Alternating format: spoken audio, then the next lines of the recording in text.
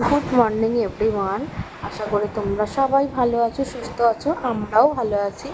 আজকে নিয়ে চলে এসেছি মাম্মামের সরস্বতী পুজোর নাচের স্কুলের খাওয়া দাওয়ার দিন।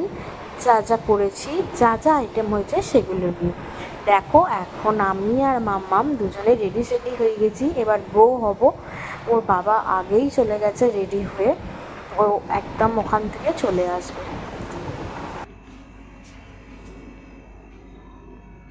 হ্যালো ভাই, আমি এখন রেডি হয়ে গেছি নাচের স্কুল। এটা আমাদের খাওয়া দাওয়া।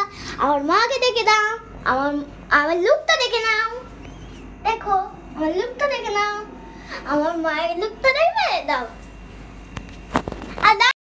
এবার চলে গিয়েছিলাম যেই ভিলাতে হচ্ছিল সেখানে, কেন যেখানে নাচ শেখায় সেখানে না, বা অন্য বাড়ি ভাড়া নেওয়া হয়েছিল। এটাই হলো আমার মাম্মামের স্যার।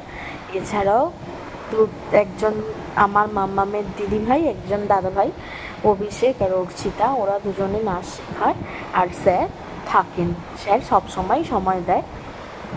যাই হোক, এখন আমরা খেতে বসে পড়েছি, দেখতেই পাচ্ছ তোমরা আইটেমে কি কি আছে দেখে নাও। আমি মেনু কার্ডটাও দেখিয়ে দেবো। এখন আমরা স্বামী স্ত্রী একটু পোজ দিয়ে নিচ্ছি, এরপর মাম্মাম আর স্যার দুজনের ফটো। এবার আইটেমে যা যা ছিল দেখে নাও। এবার কর্তামশাই, আমি আর মেয়ে তিনজনে যথারীতি খেতে বসে পড়েছিলাম।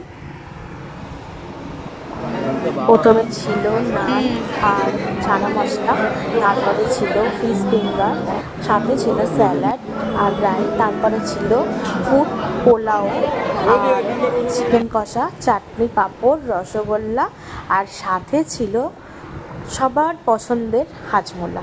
তো আজকে এইটুকুনি আমার ব্লগটা ছিল। Tata, bye bye.